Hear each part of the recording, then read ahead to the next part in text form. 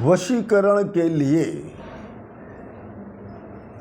आज हम आप लोगों को शिव मोहिनी साधना के विषय में बताने जा रहे हैं। वशीकरण एक सम्मोहन की तरह ही होता है। तंत्र विद्या के जो प्राचीन ग्रंथ हैं उसमें आपको वशीकरण और मोहिनी विद्या या सम्मोहन विद्या का विस्तार से वर्णन आपको मिल जाएगा। मोहिनी विद्या से जो भी व्यक्ति प्रभावित होता है उसकी दशा एक सम्मोहित व्यक्ति की तरह होती है। जैसे किसी को आपने सम्मोहित कर दिया हो। सम्मोहन का प्रभाव केवल कुछ देर के लिए होता है, परंतु मोहिनी विद्या के द्वारा जो व्यक्ति सम्मोहित किया जाता है वो अपनी चेतना अवस्था में भी वो व्यक्ति उसका गुलाम की तरह रहता है। तंत्र विद्या में मोहिनी विद्या का प्रयोग त्राटक, मंत्र और यंत्र के द्वारा किया जाता है। इसकी विशेषता ये है कि सम्मोहन जीवन के समस्त क्षेत्रों में अपना प्रभाव और महत्व रखता है। आधुनिक युग में भले ही इसे पूरी मान्यता न मिला हो, पर इसका इतिहास बहुत पुराना है। जब से ये पृथ्वी है तब से ये विद्या है। इसके सूत्र आपके वेदों में भी मिलते हैं, पर इन सब से अलग हटके एक विद्या है जिसे कहते हैं शिव मोहिनी विद्या। और शिव मोहिनी विद्या के जो सबसे कुशल और शक्तिशाली प्रयोगकर्ता जो थे वो भगवान श्री कृष्ण थे। सर्वप्रथम भगवान श्री कृष्ण ने ही शिव मोहिनी विद्या का प्रयोग किया था। वे शिव मोहिनी विद्या और वशीकरण विद्या के पूर्व आचार्य कहे गए हैं। श्री कृष्ण भगवान जो हैं वो मोहिनी विद्या, वशीकरण विद्या या सम्मोहन विद्या के आचार्य बताए गए हैं।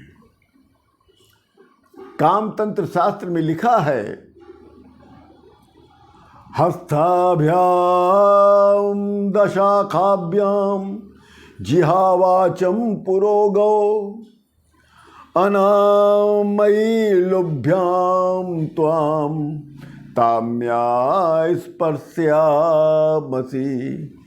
अर्थात मेरी जिहा अर्थात मेरी जीभ वाणी को प्रथम प्रेरणा देने वाली है।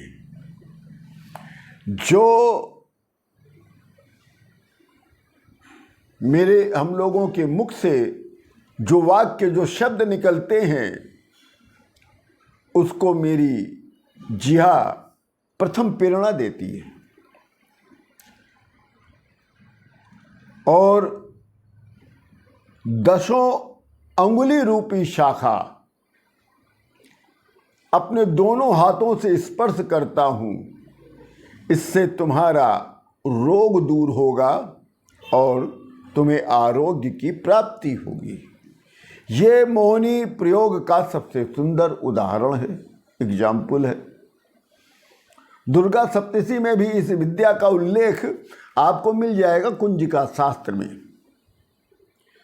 उसमें 3 विद्या बताई गई हैं कुंजिका शास्त्र में। आपके दुर्गा सप्तशती में जो कुंजिका स्तोत्र है उसमें 3 विद्याएं बताई गई हैं, मारक विद्या, मोहन विद्या और वशीकरण विद्या। स्तंभनो चाटनादिकम मारणम मोहनम वश्यम स्तंभनो चाटनादिकम पाठमात्रेण संसिद्धेत कुंजिका स्तोत्र। बानर राज बलि को वरदान प्राप्त था कि उसका विरोधी युद्ध क्षेत्र में उसकी सामना करते ही वो आधा बल खो देगा। अर्थात जो सुग्रीव का बड़ा भाई था बाली, उसके सामने जो भी युद्ध करने जाएगा उस व्यक्ति की आधी शक्ति बाली को प्राप्त हो जाएगी। बाली की वाणी और बाली की नेत्रों में इतनी प्रबल मोहनी शक्ति थी कि जैसे ही वो क्रोध से शत्रु को देखता था उसकी आधी शक्ति समाप्त हो जाती थी। आज के समय में ऐसी प्रबल सिद्धि तो संभव नहीं है, परंतु आप इन सिद्धियों को आप सावन मास से या मास शिवरात्रि से या आप किसी महाशिवरात्रि से या कृष्ण पक्ष की चतुर्दशी से आप इस मोहिनी साधना को आप सिद्ध कर सकते हैं। बहुत कठिन साधना भी नहीं है। शिव मोहिनी साधना एक मासीय साधना है। इस साधना में आपको सिर्फ एक रुद्राक्ष की माला की ज़रूरत है और थोड़ा बहुत जो शिव जी की पूजा में लगता है, दूध, दही, पंचामृत, घी, शहद, शक्कर, इस सब चीज़ें जो रुद्राभिषेक में वो थोड़ी थोड़ी मात्रा में आपकी आवश्यकता होगी। और यहाँ पर एक चीज़ की और आवश्यकता होगी, वो है काली हल्दी। इसको ध्यान रखिएगा। अगर आपको इस साधना के माध्यम से सफलता मिल जाए तो समझ लीजिएगा कि आपका ये जो जीवन है वो धन्य हो गया। क्योंकि ना सबके बस की बात है कि कोई बहुत कठिन साधना भी नहीं है, एक प्रकार की समझिए एक पूजा है। अगर आप कर सकते हैं तो करिए, मगर इसका गलत प्रयोग करने के लिए नहीं होता। यह साधना जब भी आपको करनी है, मोहिनी शिव मोहिनी साधना, तो या तो सावन में करिएगा प्रथम दिन में से, या मास शिवरात्रि से करिएगा, या शिव महाशिवरात्रि से करिएगा, या कृष्ण पक्ष की चतुर्दशी से। ये 21 दिन की साधना होगी। आपको ये साधना जब भी आप करेंगे वो रात्रि के 12 बजे के बाद और सूर्योदय के पहले 12 बजे के बाद आप शुरू करेंगे और आपका ये साधना उस दिन संपन्न होनी जानी चाहिए सूर्य के निकलने के पहले। ये 21 दिन आपको ऐसे करना है। आपको इस साधना में एक शिवलिंग की आवश्यकता होगी और शिवलिंग अपने सामने रखकर आप शिवलिंग के सामने उत्तर दिशा की तरफ मुख करके बैठेंगे। कंबल का आसन बिछाएंगे आप। वैसे आसन में कोई वस्त्र पहनने में कोई बंधन नहीं बताया गया है, कोई ये नहीं दिया गया, निर्देश नहीं दिया गया कि कोई भी आसन रखिए, कौन सा आसन रखा जाए या कौन सा वस्त्र पहना जाए। पर फिर भी जो हमारे साधना के नियम होते हैं उस नियम के अनुसार आपको कंबल का आसन बिछाना चाहिए, क्योंकि तंत्र शास्त्र के में कंबल का आसन ज़्यादा महत्वपूर्ण बताया गया है। उत्तर दिशा की तरफ मुँह करिए, सामने आपके शिवलिंग होना चाहिए और वस्त्र आप जो भी पहनेंगे वो एकदम वाइट पहनेंगे। वाइट चाहे आप लुंगी पहन लीजिए, वाइट आप कुर्ता पहन लीजिए। सर पे आप कुछ नहीं बांधेंगे और गले में अगर आपने जनेऊ धारण नहीं किया है तो आपको एक कंधे पे अंगोछा रखना होगा, सर पे कोई चीज़ नहीं रखी जाएगी। यह ध्यान रखिएगा।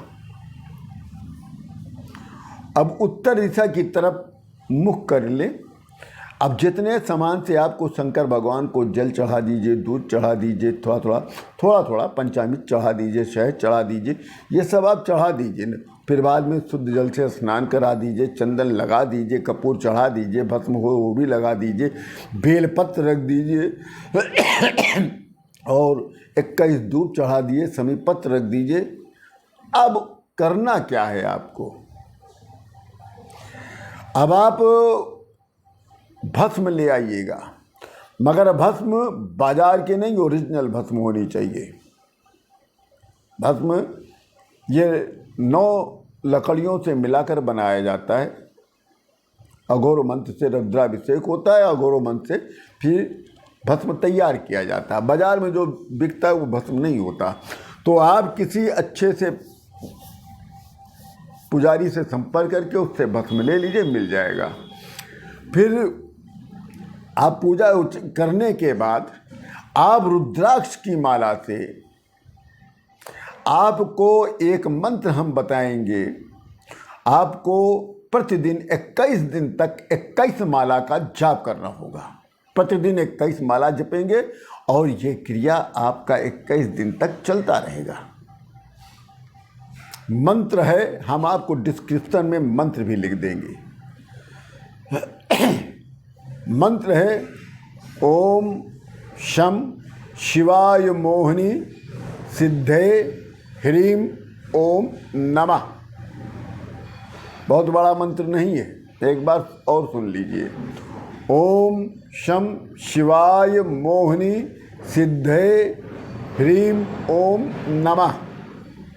ये मंत्र जो है अपने आप में रामबाण है महाराज, अचूक कार्य करता है। जहाँ पे कोई भी काम नहीं आपको करे साथ देगा, आपके कोई काम नहीं आएगा, वहाँ ये आपके काम आ जाएगा। ये हर क्षेत्र में आपको सफल कर देगा, मगर इसका गलत प्रयोग ना करिएगा। अब आपके चेहरे में इसके करने के बाद एक ऐसा तेज आ जाएगा कि आपके कुछ नहीं तो 8-10 फीट की परिधि में आपके पास सदा सकारात्मक ऊर्जा विद्यमान रहेगी। आपको मान सम्मान की वृद्धि आपकी होने लगेगी। अगर आप अपने प्रेम प्रकरण के लिए चाहते हैं तो उसमें भी सफलता मिल जाएगी, मगर ये बहुत अच्छी चीज़ नहीं है। अगर आप व्यापारी हैं तो ये मान लीजिए कि आपका व्यापार अच्छा हो जाएगा। जो ग्राहक आपके आएंगे वो आपके मुरीद हो जाएंगे, आपको देखते ही आपके मुरीद हो जाएंगे, बगैर आपके यहाँ सामान लिए वो कहीं नहीं जाएंगे। अगर घर में सब लोग आपसे लड़ते झगड़ते हैं तो आपके घर में ये लड़ाई झगड़ा ख़त्म हो जाएगा। ऐसा अनुभव है मेरे साथ। और अगर किसी को विशेष रूप से वश करना है तो उसके लिए यही जो मैंने प्रोसेस बताया वही करेंगे, परंतु उसके लिए आपको पूजा करने से पहले एक संकल्प लेना होगा। उस संकल्प में उसका नाम भी लिया जाएगा, तब जाके वो अमुक व्यक्ति आपके बस में हो जाएगा। परंतु मैं इसके लिए राय नहीं दूंगा आपको। आप इसकी ये साधना कर लें। इस साधना से आपके घर में लड़ाई झगड़ा नहीं होगा, मान सम्मान बढ़ने लगेगा। व्यापारी बिजनेसमैन है तो आपका व्यापार बढ़िया चलेगा। अगर आप मैन्युफैक्चरिंग करते हैं तो आपका बहुत अच्छा होगा, उसका भी नाम हो जाएगा। आप यदि राजनीति में हैं तो आप पर कोई उंगली नहीं उठा पाएगा। आप जहाँ पे भी जाएंगे आपका दुश्मन भी आपका गुलाम हो जाएगा। अब जो वहाँ काली हल्दी रखी है, काली हल्दी को आप स्पर्श नहीं करेंगे, थोड़ा ज़्यादा काली हल्दी ले लेंगे, मंगवा लीजिएगा काफ़ी। उस काली हल्दी को बाद में वो काली हल्दी रख दीजिएगा अलग, पूजा कर लीजिए। उसके बाद में उसको धूप लगा के सुखा के उसको पीस के रख लीजिएगा। जब कोई विशेष काम के लिए जा रहे हो तो काली हल्दी का आप माथे पर तिलक लगा के जाइएगा। आपका जो दुश्मन भी सामने पड़ेगा वो भी आपका गुलाम हो जाएगा। इसी के साथ राम राम।